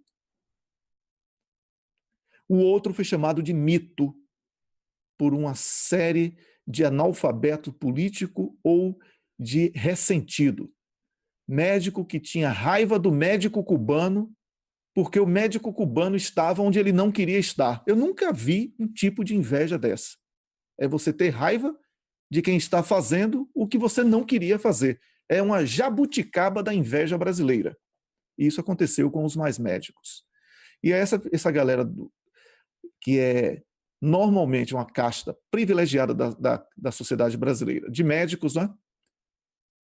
Esse pessoal trabalhou contra os governos progressistas por causa do programa Mais Médicos. Donos de universidades trabalharam em defesa de Bolsonaro e abandonaram políticas de incentivo que receberam. E olha, se teve um setor que recebeu incentivo, foi o pessoal da educação privada no Brasil. Vá olhar aí o que foi que o PT fez para a educação privada do Brasil. Empresário do setor privado de educação lavou a jega, como diz lá na Bahia. Certo? Agora, porque construiu mais universidades públicas, etc., aí trabalha contra. Aí botaram o Bolsonaro no poder. E agora Bolsonaro já não presta mais. Vocês estão pensando que presidência da República, política é o quê? Vão ficar nesse tira e bota, nesse entra e sai? Até quando? O Brasil é o quê? Para vocês se submeterem a isso e submeterem o povo a esse tipo de situação. A gente vai fingir que tem resistência e oposição até quando? A gente vai fingir que está praticando aquilo que condenou quando praticaram contra a gente até quando? A gente vai criticar o Chile com Pinochet e promover o nosso Pinochetzinho aí, Mourão, até quando? Mourão é um Pinochet sem golpe, com o golpe da fraude eleitoral. Certo? Esse golpe que ninguém quer discutir no Brasil. Transparência nas urnas é questão sine qua non para a gente saber se uma democracia é verdadeira ou falsa. Vivemos uma falsa democracia na origem. Vivemos uma falsa democracia na origem. Ontem, Rômulo fez aqui um elogio àquele advogado que esteve aqui. Mas quando ele disse que era complexo de vira-lata não reconhecer a grandeza do STF e da segurança das urnas, disse aqui no Duplo Expresso, para mim, ele é mais um. Certo? Mais um. Olha, não adianta ter conhecimento e não aplicar esse conhecimento para o bem da sociedade que você vive. Com respeito às outras sociedades, obviamente, sem xenofobia. Não adianta. Não adianta ser inteligente, estudar, ter várias formações, especializações, etc., e aplicar isso para o mal, ignorando a miséria na rua, ignorando o desempregado, o desespero do pai de família, o jovem sem oportunidade de vida, a falta de acesso a tudo. Não adianta. Então, eu vou ser o único blogueiro demodê com muito orgulho. Vou ser obsoleto no meu discurso com muito orgulho, porque eu vou me indignar todos os dias quando eu vejo a discussão de presídios sendo terceirizada para a higienização, quando o problema está na falta de oportunidade das pessoas. Eu não vou aceitar isso como normal. Eu vou lutar contra isso, com Rômulus ou sem Rômulus. Eu vou lutar contra as coisas que me deixam perplexo, sozinho ou acompanhado. Porque eu acredito nas coisas que eu vi na minha infância. Eu acredito nas coisas que eu vejo no continente africano, para o qual eu trabalho em diferentes países. E eu não vou aceitar que engomadinhos decidam o que é bom para aquelas pessoas, sem sequer saber o que aquelas pessoas pensam, vivem, passam nas suas vidas. Eu tenho tudo para abrir mão desse programa, sair daqui e viver a minha vida. Mas eu insisto porque eu quero plantar sementes, eu espero que outras pessoas surjam. Outras pessoas surjam e que façam ótimos programas e que fortaleçam esse tipo de pensamento. Estamos abandonando o pobre, o miserável, estamos criminalizando as pessoas quando estamos elogiando segurança pública a partir de higienização de presídio. Aqui na Suécia, 5 presídios foram fechados por falta de preso, porque as pessoas têm emprego e dignidade. A gente tem que lutar por isso, porque o Brasil é mais rico do que a Suécia em riquezas naturais e em recursos diversos. Se você não está nessa luta comigo, então vá para outras páginas, vá escrever sobre o que você gosta. Eu vou lutar sozinho. Vou carregar esse piano. Acostumei, minha vida foi assim. Ao contrário do que muita gente pensa, não nasci em berço de ouro. E me orgulho disso. E jamais vou abandonar as pessoas que precisam. Serei uma voz dissonante, serei o demodê, mas serei eu mesmo. Não vou me curvar a propostas de compor com farsas. Não vou me curvar a isso. Eu sou eu e eu não vou me corromper. Porque quem se vende recebe muito mais do que aquilo que recebe, que merece, perdão. Ou do que vale. Eu não lembro agora como é o ditado, mas eu só sei assim, se você se vende por 10, você recebeu muito mais do que aquilo que você achou que deveria merecer para se vender. Esse é o resumo da ópera, é do Barão de Itararé, a citação, não estou agora recordando ipsilíteris, mas o Google aí ajuda todo mundo, tá bom? É isso, Rômulus. Wellington, isso caracteriza o nosso trabalho aqui desde o início, aliás, foi isso que nos aproximou, essa ausência de rabo preso, a gente falar aqui sob risco de desagradar não só quem está nos assistindo, muitas vezes, pode ser o que você não quer ouvir, mas também de contrariar fortíssimos interesses. Quem acompanha a gente já há mais tempo, desde o ano passado, 2017, sabe como a gente foi atacado pela direita. Vamos lembrar que um veículo das organizações Globo, a revista Época, numa matéria do Pablo Hortelhado, colocou a gente como lá no mapa das fake news no Brasil, com dados totalmente errados, assim, facilmente constatáveis, falando que o site era de alguém que morava em, salvo engano, Presidente Prudente. Não tem nada a ver com Presidente Prudente, sabe?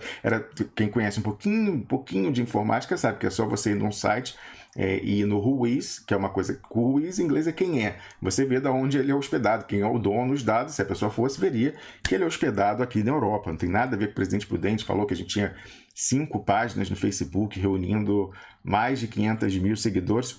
Quem dera a gente já estivesse nesse patamar. Mas ainda não, ainda tem muito trabalho para fazer para chegar lá. Enfim, aquilo ali já botou no radar, possivelmente, esse Pablo Orteirado, né, uma pessoa lá salvo engano, ele é da Universidade de São Paulo, mas fez isso para aquilo subsidiar uma ação ali de denúncia em massa, talvez, ou de denúncia por aqueles órgãos contratados pelo Facebook para mediarem o que era e o que não era fake news, onde está só a grande imprensa, Globo, Abril, etc., para dizer que era fake news e tentar caçar a nossa página. Não aconteceu naquele momento, mas página no Facebook não é algo que a gente tem assim como seguro, não. Pode ser que um dia a gente acorde e não esteja mais lá a página, mas de qualquer forma, a gente foi atacado então pela direita, pelo maior grupo de direita, que é a Globo, colocando a gente como disseminador de fake news, junto com esses mais terríveis aí de Bolsonaro, de falar de mamadeira de piroca, não sei o que tal, colocou a gente nessa equivalência, na mesma matéria, reunindo, como eu falei, com dados facilmente constatáveis, questões fáticas erradas, né, falando tudo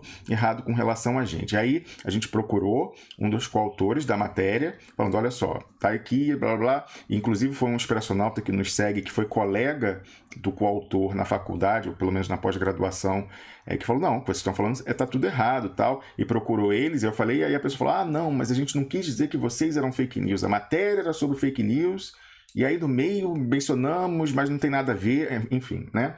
Mas a retificação não saiu da revista Época, né? Ficou só por mensagem em timeline de Facebook, logicamente que eu peguei, coloquei aquilo tudo no Duplo Expresso, então tá tudo printado e colocado, mas enfim, isso mostra como a gente já era alvo da direita, também alvo de pessoas que dizem ser de esquerda, mas que a gente veio a descobrir que não são, ou se foram, traíram essa identificação ao fazerem o jogo da direita, não só voluntariamente, como também combinando e obedecendo a ordens da direita.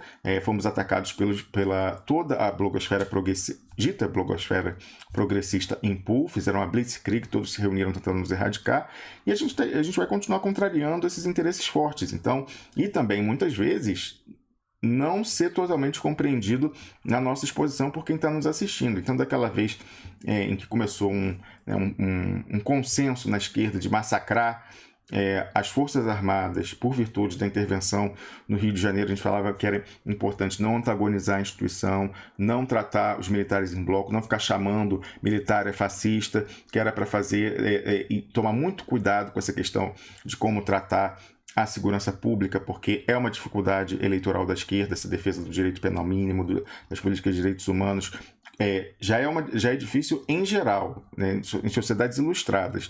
Agora, quando você está numa sociedade totalmente deseducada e fascistizada, como está, em vias de fascistização, como está a sociedade brasileira, aí é um ônus, né, um flanco político-eleitoral maior ainda. Então, sempre tem que ter muito cuidado. Eu dou sempre o exemplo do Brizola, que é uma liderança realmente... Quanto mais passa o tempo, mais a gente admira, né? O quanto o Brizola estava à frente do seu tempo, quanto ele via adiante, e, no entanto, apesar de todos os seus predicados, o Brizola foi destruído a sua imagem pela Rede Globo, entre outras coisas, conseguindo colar nele o selo de amigo de bandido, que era leniente com o tráfico, leniente com a criminalidade rasteira de rua, enfim, porque pautou a sua política de segurança pelo aspecto dos direitos humanos, dizendo que a polícia não é mais subir o morro como subia, né? A questão não é a polícia subir o morro, é como que ela subia. Subia o carro dando tiro e não sei o que tal. Ele, né, falou, não, vamos parar isso aí, vamos ver. Então tinha pessoas do quilate de Darcy Ribeiro, já falei, no segundo, os vices dele, né? Pelos vices você tira. Então, no primeiro mandato dele de governador do Rio de Janeiro era Darcy Ribeiro, e no segundo mandato, já eleito em 90, era Nilo Batista, advogado, grande criminalista, humanista, defensor do direito penal mínimo, crítico com relação a toda a questão política criminal do Brasil, uma referência, inclusive, que lamentavelmente não participou da defesa do presidente Lula. Em determinado momento, surgiu a notícia de que o grande advogado, professor lá de onde eu estudei, na Universidade do Estado do Rio de Janeiro, infelizmente não foi meu professor, mas também eu tive um tão bom quanto, que foi o Juarez Tavares, mas foi meu professor de Direito Penal. Mas o Nilo Batista ele ia se juntar à defesa do Lula, chegou a ser noticiado, visto como algo muito bem-vindo, e depois sumiu. Não sei se também ele, de repente, o Wellington, o Nilo Batista entrou lá e falou: tem alguma coisa esquisita aqui. Não vou assinar isso aqui, não. Quem viu ontem o programa com a Thaís Moia, em que ela explorou fartamente essa questão das defesas telecat, defesa fake, que era mais para a plateia e para conseguir uma derrota, lutavam pela derrota, talvez o Nilo Batista tenha falado: opa, não vou amarrar meu cavalo nessa história aqui, não vou sair fora. Mas, enfim, teria sido bom se o Nilo Batista tivesse podido ser advogado de defesa do Lula. Pois então, com essas pessoas, talvez o problema tenha sido comunicação, ou algo que é muito facilmente explorável pelo outro lado, mas enfim, o fato é que o Brizola foi liquidado. Aliás, todo o trabalhismo, o brizolismo, por muito tempo ficou muito queimado no Rio de Janeiro, por essa questão que a Globo conseguiu, aquela coisa de arrastão e tal, colar nele. Então é algo que a gente tem que tomar extremamente muito cuidado. Eu não sei exatamente qual é a resposta. Eu gosto, por exemplo, de formulações do próprio presidente Lula com relação aos militares. Já falei aqui que o presidente Lula, quando teve a questão da intervenção militar no Rio de Janeiro, ele adotou o discurso, um dia depois, que era o que a gente tinha defendido aqui, e apanhamos por falar. Que era o quê? Não antagoniza as Forças Armadas, mostra empatia, preocupação com os soldados, com os cabos rasos, que são tão pobres quanto aquelas pessoas, vão estar expostas à criminalidade e a situações para as quais eles não estão preparados, não foram treinados, que há o risco de eles serem corrompidos, que é uma exploração política, que são os políticos usando as Forças Armadas, tudo isso. E ele falou exatamente o que a gente queria que o pessoal tivesse falado, e na véspera a gente apanhou quando o Lula falou, aí ninguém falou nada do que o Lula falou. Aí vira lei. Quando a gente falou, a gente apanhou do pessoal que dizia: não, são fascistas, tem que falar que é fascista, isso é fascismo e tal. Inclusive deputado lá da tribuna, deputado esse, inclusive, como já falou aqui uma vez o Felipe Quintas, que chegou com esse discurso de: eu sou deputado dos direitos humanos contra a polícia repressora, e teve uma votação pífia no Rio de Janeiro, Vadir Damus, né? Eu espero também que a votação pífia dele, que não permitiu a sua reeleição, aliás, reeleição não, porque ele não tinha sido eleito para começar, ele tinha entrado como suplente, fizeram uma manobra lá para ele entrar, agora entrou como suplente mais uma vez, mas enfim, ele teve uma votação baixa porque esse discurso não ecoa muito fora dos círculos da classe média, esse discurso não então há uma diferença entre a liberdade de consciência, a liberdade que a gente tem como ativistas de falar, e as preocupações que alguém que é político, quer se eleger ou quer ter uma influência política e se tornar uma liderança, tem que ter para saber como comunicar ou como vender. Então é complicado isso. Eu não sei, eu não tenho uma resposta para isso, mas apenas mostro como a questão é complexa para o agente político, para a liderança política. É algo que nós do campo popular temos que ter extrema cautela na maneira de tratar. Então, eu concordo com tudo que você está falando, Wellington, sou a favor do direito penal mínimo, penas alternativas, até porque já é provado empiricamente que elas funcionam melhor. O Brasil está indo na contramão de todos os países estão diminuindo o encarceramento, seja o tempo, seja aumentando o prazo em que a pessoa, a condenação para condenações menores, estão aumentando o prazo mínimo, o prazo máximo, enfim, então aumentando o prazo mínimo para que as pessoas sejam presas. Então, em vez de ela ser presa já com uma pena de 6 meses, 1 ano, não estão botando mais tempo. Não, se a pena for abaixo de 2 anos, 1 ano, a pessoa não vai presa, vai para medidas alternativas. E até eu estava vendo, esse debate está muito presente agora na Inglaterra, e eles estão vendo a experiência na Escócia, que é um país muito mais progressista do que a política escocesa, é muito mais progressista e de esquerda do que a política da Inglaterra, e eles viram que lá na Escócia eles fizeram isso, de pegar penas menores de 1 ano, colocar em penas alternativas, que falou: olha, é um trauma você tirar essa pessoa do convívio social e isolar, ela vai ficar com estigma para sempre de ex-presidiário. Para ficar o quê? 6 meses, 1 ano? Ela vai perder o emprego. Se ela tiver emprego, ela vai perder esse emprego. Quando sair, não vai arranjar outro. Qual é o resultado disso? Reincidência. Se ela não era uma criminosa, você vai tornar, porque como que ela vai se manter? Não tem como se manter. Então, essas percepções, falou assim, a prisão curta, ela é grande, eu vi um ministro falando isso, ela é grande demais, né, grande o suficiente para destruir a vida da pessoa, e pequena demais para poder recuperá-la, dar um treinamento, enfim. Então, assim, era o pior dos mundos. E aí essa discussão. De fato, no Brasil, a gente está vendo algumas coisas esquisitas, como você já notou aqui, de blogs de esquerda louvando, supostamente de esquerda louvando política higienista e fascista no tratamento com presidiários. Mas, ao mesmo tempo, eu entendo de uma certa forma, eu não sei detalhes da situação lá, por exemplo, no Ceará, que é o que está suscitando essa discussão mais uma vez. Eu não conheço, eu não sei os bastidores, eu não sei agora como que a gente tem que discutir como que o governador poderia responder a uma crise de percepção, pelo menos, da segurança pública, com ataques que a gente não sabe nem a origem. Diz que é PCC, não é PCC, é false flag, enfim. Ninguém nem sabe de onde está vindo isso, mas o fato é que é uma sensação de insegurança.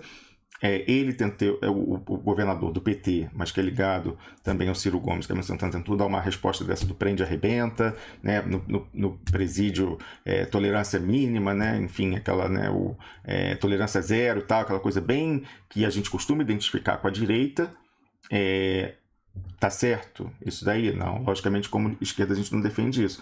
Agora, o que ele poderia ter feito para não ser destruído por esse evento que foi manipulado? A gente sabe que tem alguma coisa esquisita, seja PCC, é uma coisa armada, não é uma coisa espontânea, seja PCC, seja false flag de governo, enfim, o que quer que seja, qual a resposta que ele poderia dar para não ser liquidado junto, entendeu? É algo que a gente tem que pensar aí, ou pelo menos na estratégia de comunicação, Wellington Calazans. Uma das estratégias seria não dar dinheiro à Globo, para que ela tivesse o poder de narrativa. A segunda, denunciar na origem a relação de algumas peças da sociedade brasileira com o crime organizado, porque isso é preciso, isso é indispensável para que possamos começar a fazer justiça. Vocês têm tanta sede de justiça, falam tanto de justiça, vão pegar os barões do tráfico de drogas do Brasil, os sonegadores de impostos. Esses são os grandes problemas do Brasil. Ficar debatendo amenidades, debatendo o problema da ponta, vai dar nisso. Vai ser povo contra povo. Vai ser povo contra povo. E aí a gente não vai andar, a gente vai ficar nisso aí, como se fosse cachorro tentando morder o próprio rabo o tempo todo. Eu falei aqui o Barão de Tararé. Eu não sei se eu falei diferente, mas o Carlos Krebs escreveu aqui, Barão de Tararé. Eu mencionei, eu acho que eu mencionei isso mesmo. Não, ele corrigiu, é Itararé. Itararé, Barão de Tararé. Obrigado, Carlos Krebs. Esses nomes indígenas pra gente é uma dificuldade. Mas você sabe que os nomes indígenas... eu falei raré, raré, Barão de Tararé. Obrigado. As linguagens indígenas do Brasil, pelo menos o tupi, né? Sempre quem é linguista observa, e preste atenção, você vendo os nomes, enfim, que a gente tem muito nome de lugar, né? Ainda guardando essas referências, eles são é uma língua muito doce de ouvir, porque ela é muita vogal, a proporção entre vogal e consoante sempre tem uma vogal. Tem línguas, essas línguas guturais, né, tipo alemão, e que tem poucas o árabe até, que você tem poucas vogais, ou, pelo contrário, a linguagem indígena é muito melíflua, porque ela tem sempre uma vogal. Então você vê aí, ó, Itararé, por exemplo. Uma coisa eu sei aí no nome dele, que Ita significa pedra em Tupi-Guarani. Tanto que Itaú é pedra negra, né? Pedra preta. Então, Itararé, eu não sei o que significa o uraré, mas tomara que seja uma coisa boa. Uma coisa sensacional da língua do Tupi-Guarani, não sei se quem não é do Rio de Janeiro sabe disso, até às vezes muitas pessoas do Rio não sabem, né? Quando a gente pensa Baía de Guanabara. Não, eu tô falando errado. Guanabara é terra das palmeiras, tá certo. Agora, Ipanema, né? Pô, todo mundo fala Ipanema, olha que nome, lugar, né, glamuroso, para sempre celebrizado da música, Garota de Ipanema. Sabe o que quer dizer Ipanema, o Wellington Calazans? Água que não presta, porque não tem peixe. É água ruim porque não tem peixe lá, os índios não conseguiam pescar em Ipanema, Wellington Calazans. Pois é, você sabia que eu não tenho tempo agora para dar uma olhada no Google, tá? Não tenho mesmo, porque eu estou com as telas aqui da transmissão abertas e eu não quero mexer nisso, porque senão eu fico todo perdido depois, para cortar microfone e ligar. Mas Angra, lá no Rio de Janeiro, onde tem a usina nuclear de Angra, Angra tem um significado... não sei se é Tupi-Guarani, mas eu acho que é Tupi-Guarani, que significa terra ruim. É alguma coisa assim que E foi exatamente ali onde os americanos escolheram para a construção da usina nuclear brasileira, porque foi uma consultoria norte-americana que indicou aquela região como a melhor. E eles escolheram exatamente uma terra extremamente vulnerável, de difícil manutenção e etc., para a usina nuclear brasileira. Angra. Eu digo isso porque um falecido amigo meu, que foi cônsul do Brasil em diferentes países, assim, foi um dos meus grandes amigos aqui na Suécia, foi uma perda assim, irreparável na minha vida aqui na Suécia. Jean Lage Viana, uma pessoa fantástica, assim, ele que botou Zico no avião quando estava na Itália e estava para ser preso por causa de sonegação de imposto, uma confusão que teve lá com o nome de Zico, acabou provando depois que não era nada daquilo, e ele foi quem colocou Zico lá no avião. Ele disse que na hora que entrando no avião, os soldados, assim, na época a segurança era com militar mesmo, com metralhadora, pararam assim, é você que é Arthur Antunes de Coimbra, e Zico ficou amarelo, branco, de todas as cores, assim, mudou de cor 1000 vezes. Aí ele, sim, sou ele. Zico, me dá um abraço, quero foto. E aí o estresse foi embora, embarcaram Zico e Zico voltou para o Brasil. Com história real mesmo. Essa história, inclusive, foi publicada no jornal, eu acho que na época, pelo Ibrahim Suede, olha aí, da nossa esquerda, Ibrahim Suede, deve saber do que é que eu estou falando.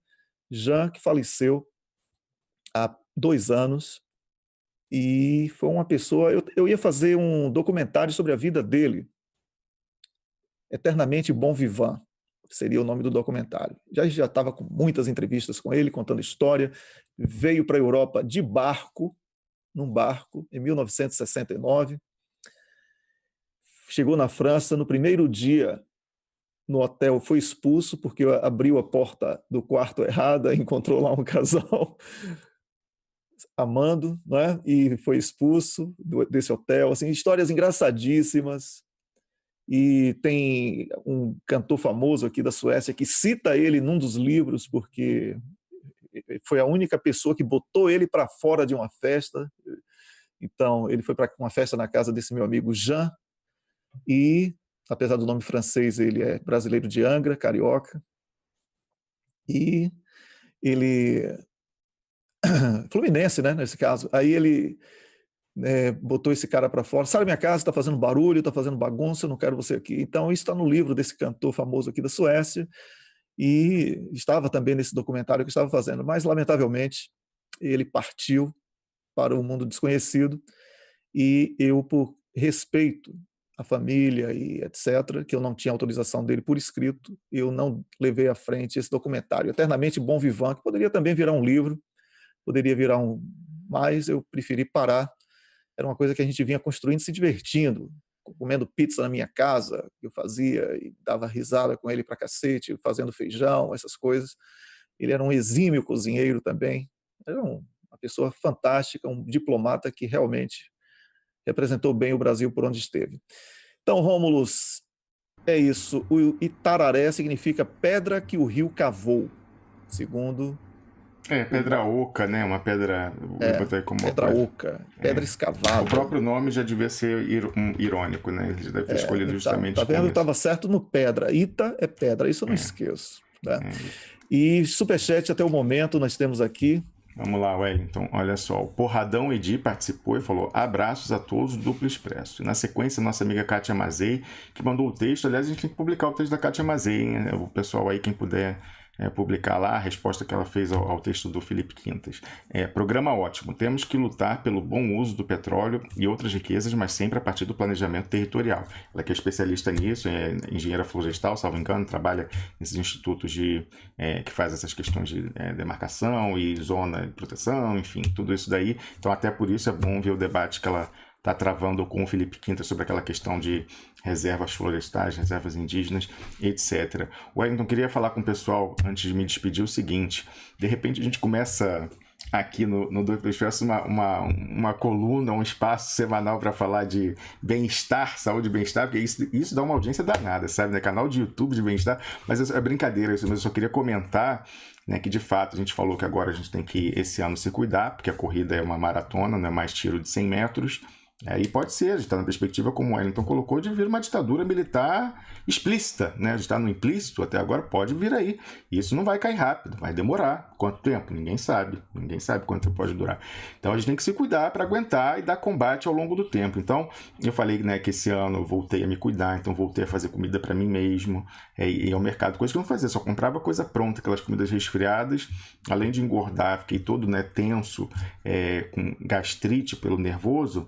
Olha só, eu estava vendo ontem que só em menos de um mês, agora fazendo a minha comida e fazendo exercício, né, para liberar o estresse, voltando a fazer atividade física, eu já consegui reduzir a metade a medicação que eu tomo para gastrite, né, que é um reflexo, né, a gastrite nervosa é um reflexo do estado de nervos da pessoa, né, de não estar se cuidando. Já consegui reduzir o remédio e eu acho que, sei lá, daqui a um mês eu vou experimentar parar de tomar ele. Se o meu estômago não doer de novo, quer dizer que eu me curei, e acho que todo mundo agora a gente tem que se cuidar. Então, de repente, a gente trocar experiências aí, motivações sobre dieta, sobre cuidado, enfim, tudo isso aí para a gente até temas talvez transcendentes, meditação, coisa assim, porque a gente precisa se cuidar para aguentar essa caminhada que não vai ser fácil, Wellington Calazans. Queria dizer que eu quero procurar aí parceiros na comunidade do Expresso, do Expresso Norte, porque o York, Wellington, ele furou. Quando eu comecei minha dieta no fim do ano passado, eu falei, York, vamos? Ele, não, eu quero, vamos junto, tal. Furou, não tá fazendo dieta nenhuma. Eu falei que os quilos que eu perdi, ele está encontrando, né? Eu perco, ele encontra os quilos. Wellington Calazans. Então a gente precisa aumentar esse aspecto da motivação.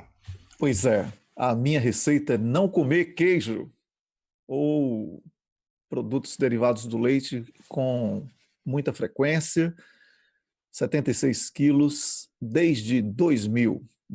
Que beleza, hein? Que corpo. Estou com carinha de 48, 364 dias, nem pareço que eu vou fazer 49, né? Então, olha, obrigado, Rômulo, por mais um programa, obrigado à convidada e ao nosso comentarista Paulão, e também obrigado a você da produção do Duplo Expresso, Camila, York e também Carlos Krebs, por mais um programa. Sobretudo a você que está assistindo, por ter compartilhado, curtido, comentado nas nossas áreas de comentários. Esperamos estar aqui sempre firmes e fortes, atentos aos movimentos e nunca esqueça daquilo que, não que Brizola seja o dono da verdade, tenha sido o dono da verdade e que a gente tem que ter ele como um Deus. Não, não é isso. Como você bem sabe, eu sou contra a idolatria. A idolatria atrapalha a resistência. Mas o que é bom para a Globo é ruim para o Brasil. E também para o brasileiro. Fique muito atento e salvador da pátria é você. Entre na política, debata política, discuta política, não tenha medo de discutir política, porque é assim que a gente transforma. Bom dia, daqui a pouquinho tem um Drops, o resumo desse programa. Amanhã, às 6 da manhã de Brasília, mais um programa. Grande abraço e até lá.